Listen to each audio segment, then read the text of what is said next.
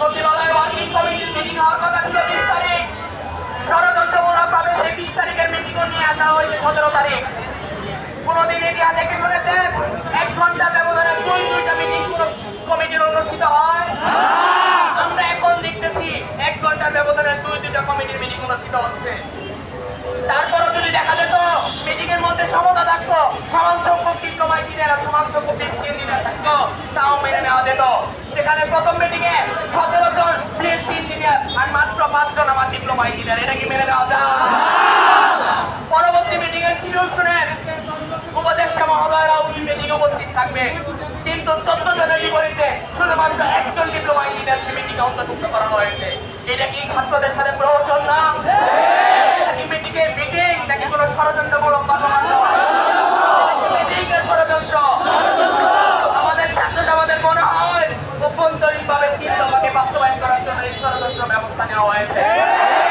আমরা ছাত্র সমাজ সারা বাংলাদেশের সকল পলিটেকনিক ইনস্টিটিউট এবং ঢাকা পলিটেকনিক ইনস্টিটিউট এই 7 থেকে এই কমিটিগুলোকে বর্জন ঘোষণা করলাম। আমরা সারা বাংলাদেশের সকল শিক্ষার্থী এই কমিটিগুলোকে বর্জন ঘোষণা করলাম। কমিটি আমরা কোনোভাবে মেনে নিব না। এক মৃত্যু পরিমাণ যদি বাস্তবায়ন করার চেষ্টা করা হয়, তাহলে আমরা ডিপ্লোমা ইঞ্জিনিয়াররা বেঁচে থাকলে 3 দফার এক মৃত্যু পরিমাণ আমরা বাস্তবায়ন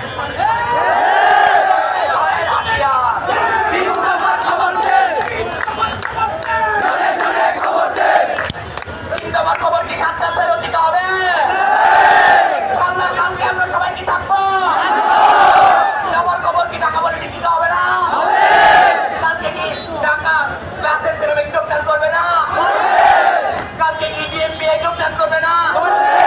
বাংলাদেশের সকল বেসরকারি সরকারি পলিটেকনিক ইনস্টিটিউট কি 7 রাত কালকে আসবে না? আমরা কি সবাই প্রস্তুত? আর বলে জনে জনে খবর দে, 3 দফার খবর দে, 3 দফার খবর দে, জনে জনে খবর দে। আমাদেরকে প্রশাসনে ভয় দেখানো হয়। আমরা আবারও বলছি, বুকের মাঝে তুমুল ঝড়, বুকের মাঝে তুমুল ঝড়, বুকের মাঝে তুমুল